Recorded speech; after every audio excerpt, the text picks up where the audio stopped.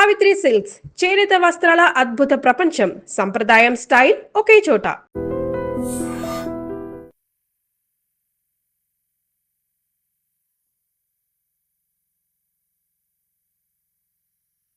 అయితే ఇంకొకటి ఏంటంటే కొన్ని ప్రాంతాలు ప్రత్యేకంగా ఉన్నాయి. ఫర్ ఎగ్జాంపుల్ తడోబా, అలాగే మన దగ్గర కవాల్ టైగర్ రిజర్వ్, అలాగే ఛత్తీస్గఢ్లో ఇంద్రావతి టైగర్ రిజర్వ్. ఇవి టైగర్స్ ఉన్నటువంటి ప్రాంతాలు. వీటిని కనెక్ట్ చేస్తూ కారిడార్స్ అనేటువంటివి ఉంటాయి. కారిడార్ అంటే వసారా అంటాం కదా, ఒక రూమ్ నుండి ఇంకో రూమ్కి వెళ్ళాలంటే మనం కారిడార్ నుంచి వెళ్తాం. అట్లాగే కొన్ని ప్రాంతాలు కారిడార్ ప్రాంతాలు ఉంటాయి. అక్కడ నుంచి కూడా వెళ్తుంటాయి అన్నమాట. అవి వెళ్ళి ఒక ప్రొటెక్టెడ్ ఏరియా నుండి ఇంకొక ప్రొటెక్టెడ్ ఏరియా, లైక్ ఒక టైగర్ రిజర్వ్ నుండి ఇంకో టైగర్ రిజర్వ్ ఏరియాకి వెళ్తుంటాయి.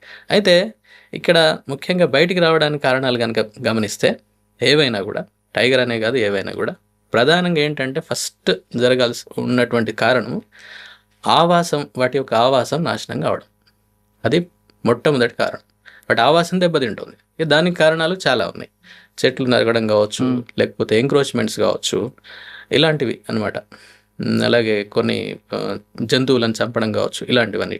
ఫస్ట్ ఆవాసం దెబ్బతినడం అనేటువంటిది ఒకటి. రెండవది ఆవాసం ముక్కలు కావడం, అంటే ఫ్రాగ్మెంట్ అయిపోతుంది. ఫర్ ఎగ్జాంపుల్ పెద్దగా ఒక పొడుగ్గా ఉన్నటువంటి ఏరియా ఉంది, మధ్యలో పెద్ద రోడ్ వెళ్ళడము, లేకపోతే మధ్యలో వ్యవసాయానికి అక్రమంగా చెట్లు కొట్టేయడము, ఆ ఏరియా మొత్తం క్లియర్ కావడము, ఇలాంటివి మన దగ్గర చాలా జరిగాయి. ఓకే, ఇక్కడనే కాదు ఎక్కడైనా చాలా దేశం మొత్తంలో ఉన్నాయి. వేరే ప్రపంచ దేశాల్లో కూడా చాలా చోట్ల ఉన్నాయి. సో ఒకప్పుడు వాటి ఆవాసం ఎట్లయితే ఇంటాక్ట్గా ఉండేదో ఇప్పుడు ఆ పరిస్థితి లేదు. బికాజ్ ఆఫ్ మన మనిషి యొక్క ఇంటర్ఫిరెన్స్ కారణంగా దాంట్లోకి వ్యవసాయం పేరుతోటో లేకపోతే ఇంకా అభివృద్ధి కార్యక్రమాలు కావచ్చు, ఇలాంటివి ఏవైనా కావచ్చు. అది ఇంకొకటి ఏంటంటే దానికి కావాల్సినటువంటి ఆహారం లేకపోవడం సమృద్ధిగా.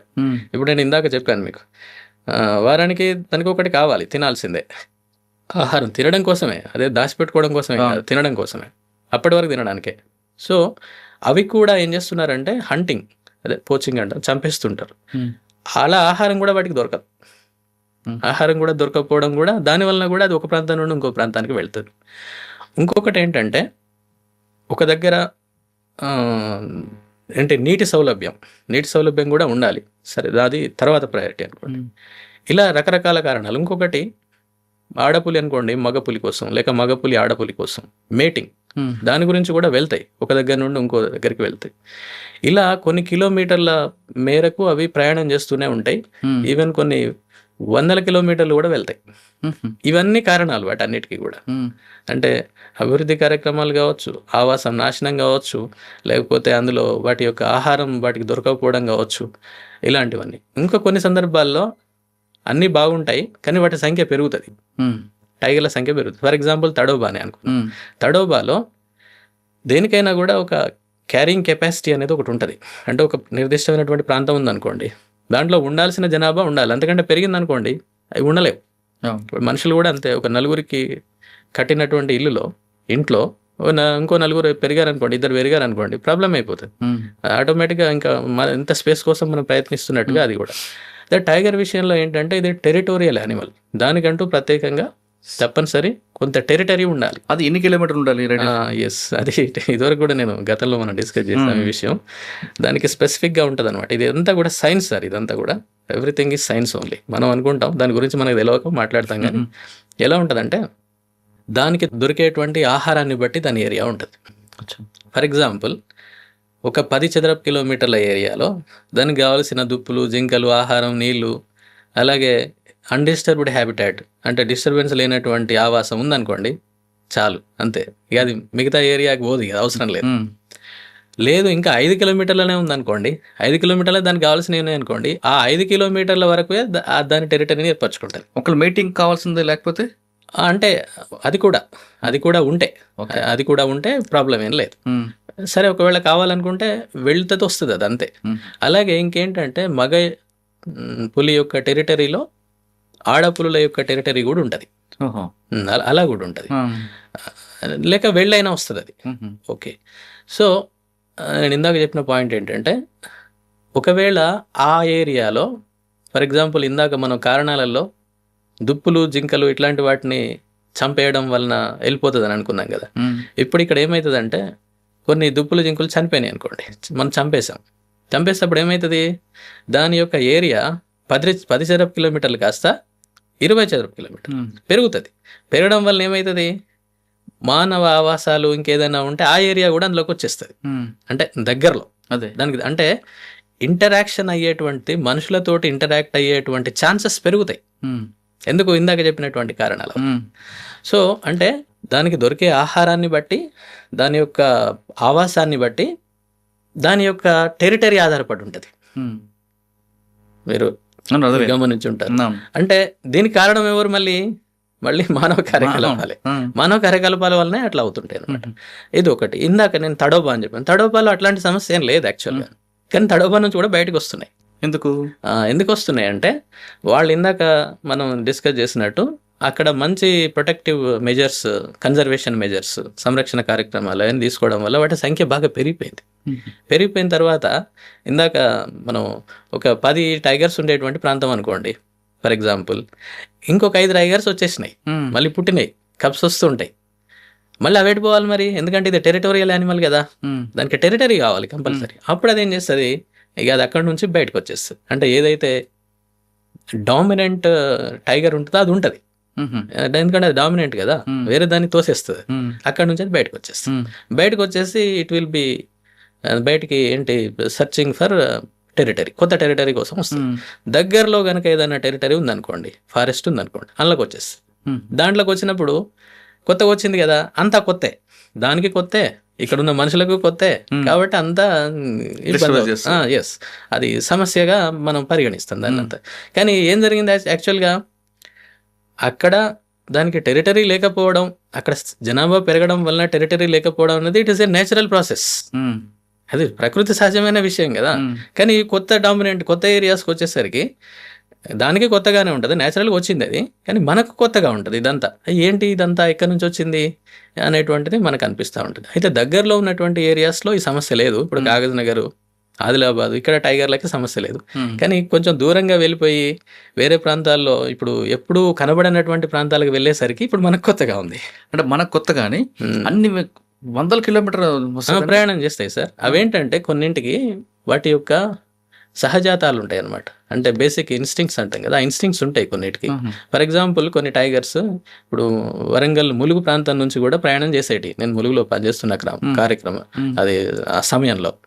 అయితే అవేంటంటే అక్కడ ఎవరు అరే ఇప్పుడు పులి ఇక్కడ తిరగడం ఏంటి అని అనుకునేవాళ్ళు. ఎందుకంటే ములుగు అనేటువంటిది అదే స్టార్టింగ్ పాయింట్ ఫారెస్ట్ స్టార్ట్ కావడానికి వరంగల్ జిల్లాలో, పాత వరంగల్ జిల్లాలో. అక్కడ ఇప్పుడు అంటే ఈ మధ్య కాలంలో రీసెంట్ టైంలో అక్కడ టైగర్ ఉంటుందని ఎవరు అనుకోలేదు, కానీ టైగర్ అక్కడ రిపోర్ట్ అయింది. ఎందుకు అంటే అవన్నీ కూడా ఒకప్పుడు ఒక 20 ఏళ్ల కింద, 30 ఏళ్ల కింద, ఇంకా అంతకంటే వెనక గనక పోతే ఆ ప్రాంతంలో అక్కడ టైగర్స్ విపరీతంగా ఉండేటివి. మనదంతా కూడా మంచి టైగర్ ల్యాండ్స్కేప్. ఇది టైగర్స్ ఉన్నటువంటి ప్రాంతమే ఒకప్పుడు, కాకపోతే ఈ తరానికి అది ఉన్నట్టుగా తెలియదు. అంటే మన పాత తరంలో ఉన్న టైగర్లకు వాసన చూసుకుంటూ వస్తున్నాయి, నానమ్మ ఇల్లు వచ్చినట్టు.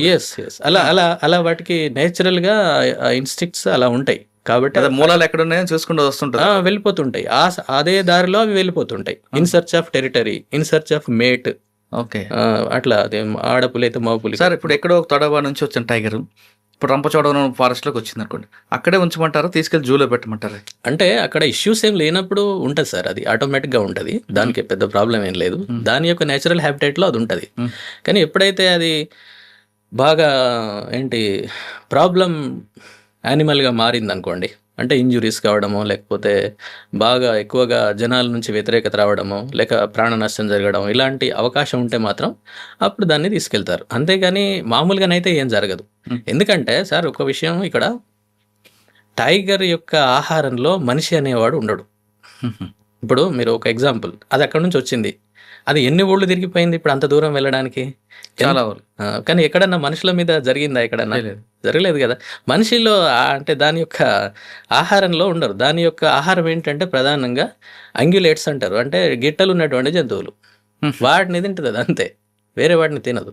అయితే కొన్ని ఇన్సిడెంట్స్ జరగవని కాదు, కొన్ని జరుగుతాయి. అదేంటంటే మిస్టేక్స్. కొన్ని ఫర్ ఎగ్జాంపుల్ కొంతమంది ఇక్కడ బెజ్జూర్ ప్రాంతంలో రెబ్బెన ప్రాంతంలో 1-2 ఏరియాస్లో ఒక 2-3 ఏళ్ల కింద జరిగాయి.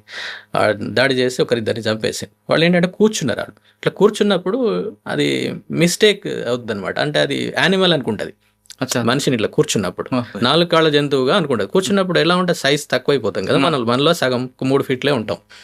అప్పుడు అది ఏదో యానిమల్ అనుకుని టక్న దాడి చేస్తుంది. అంటే నిల్చుంటే కట్ చేయదు, నిల్చుంటే ఏం చేయదు, అట్లేం లేదు. ఓకే, నిల్చున్న చేయదు, దాని ముందు పరిగెడితే చేస్తుందా? పరిగెట్టకూడదు. పరిగెడితే ఏమవుద్ది అంటే అది డిస్టర్బ్ అవుతుంది. అదేమన్నా నన్ను ఏమన్నా చేస్తున్నారేమో అని అది అనుకునే ఛాన్సెస్, దానికి ప్రాణ భయం. ఎస్, అంతే. ఏదైనా తప్పకుండా ఏ యానిమల్కైనా భయం ఉంటుంది, బాగా భయం ఉంటుంది. అందుకనే చూడండి, మనం ఇప్పుడు ఈవెన్ ఎకో టూరిజం ఏరియాస్లో కూడా వెళ్ళినప్పుడు మనకు యానిమల్స్ చాలా తక్కువ కనిపిస్తుంటాయి. టైగర్ లాంటి అయితే అది మనల్ని చూస్తుంది చాలాసార్లు, కానీ మనం దాన్ని చూడడం చాలా తక్కువ, వెళ్ళిపోతుంది. ఎందుకంటే భయం, అది ఒక రకమైనటువంటి భయం వాటిలలో అది ఉంటుందన్నమాట, సహజంగా ఉండేటువంటి భయం. కొన్ని బాగా ఎక్కువ పాపులర్ ఎకో టూరిజం డెస్టినేషన్స్లో మాత్రం కొంచెం అలవాటు పడిపోయి దగ్గరకు వస్తుంటాయి, అలవాటు పడతాయి అవి. అంతేగాని యాక్చువల్గా సహజంగా ఉండే ఏ యానిమల్ అయినా కూడా దానికి భయం ఉంటుంది, బాగా అంటే బాగా భయం ఉంటుంది. అందుకని మళ్ళీ ఎందుకు ఇంకొకటి ఏంటంటే వాటి సెన్సెస్ బాగా స్ట్రాంగ్ ఉంటాయి. వినడం, చూడడం బాగా చూస్తుంది. అది మనల్ని ఈజీగా గమనిస్తుంది, ఈజీగా వింటది, విని రిట్రీట్ అయిపోద్ది అది దూరంగానే. ఒక 100-200 మీటర్ల దూరం నుండే మనల్ని గమనించేసి. అంటే ఏంటి, మనుషులు వినికిడి వినా లేదంటే ఎస్, ఏదే జంతు ఏ జంతువు అని కాదు, మనుషులు ముఖ్యంగా. వేరే వాటితోటి సమస్యలు ఏమి ఉండవు వాటికి.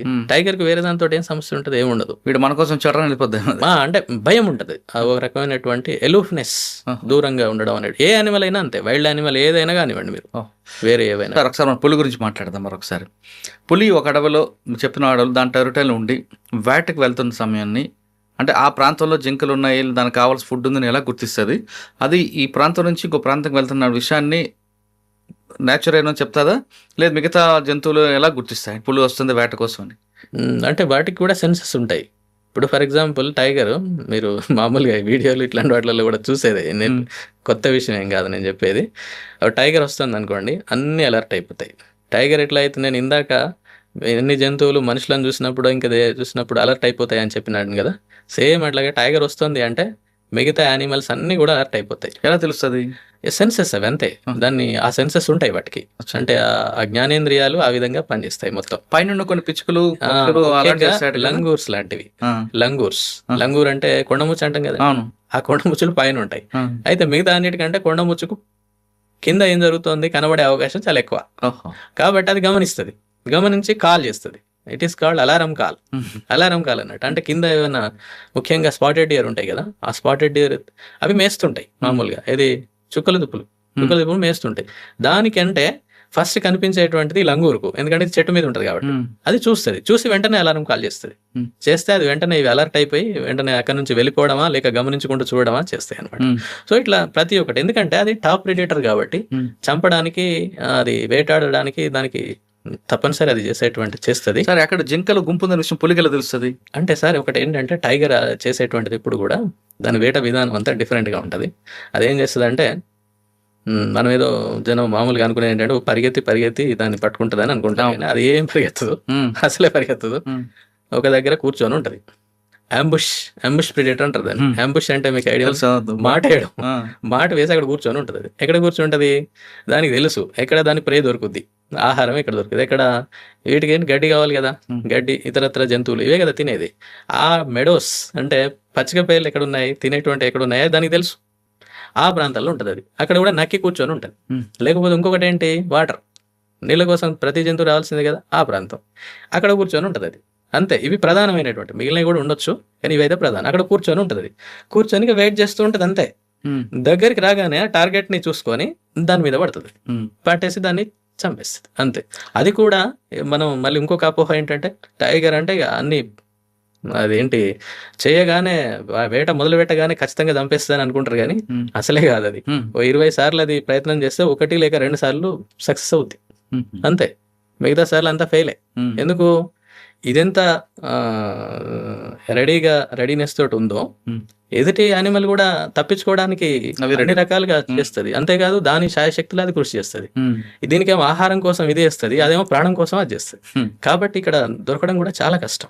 అట్లా అయితే ఇలాంటి ప్లేసెస్ చూసుకొని అక్కడ ఉంటుంది అనమాట. సీక్రెట్గా ఉంటుంది. చాలా పేషెన్స్ ఉండాలి. టైగర్కి ఏమంటారంటే ఎండ్లెస్ పేషెన్స్ అంటారు. ఎండ్లెస్ లేదు. అంత లేదు, అంత పేషెన్స్ ఉండాలి. ఉంటేనే అది దొరుకుతుంది, లేకపోతే దొరకదు. ఎందుకంటే ఇదేంటంటే ఒక్కసారి పరిగెత్తలేదు టైగర్. పరిగెత్తేదో ఏది మన చీతా ఉంది చూసారా, చీతా కానీ లెపర్డ్ కానీ వాటిలాగా పరిగెత్తలేదు. అవి వాటి యొక్క బాడీ అదంతా కూడా స్లీక్ గా ఉంటాయి, సన్నగా ఉంటాయి. కానీ టైగర్ అనేది అలా ఉండదు, బాగా రోబస్ట్ ఉంటది.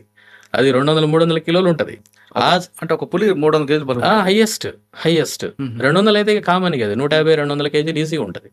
సో అది అంత బరువుతోటి ఎట్లా పరిగెత్తిద్ది? వీళ్ళు పరిగెత్తినా కూడా ఒక 5-10 మీటర్ల వరకు పరిగెత్తిద్ది అంతే. అంటే సడన్ రష్ అక్కడ వరకు టక్న వెళ్ళి దాన్ని పట్టుకుంటే దొరికితే ఓకే, దొరకకపోతే ఇట్ విల్ కమ్ బ్యాక్. అంతేగాని దాన్ని బట్టి పరిగెత్తడం అసాధ్యం. ఎందుకంటే దాని యొక్క శరీరం ఆ విధంగా ఉంటుంది.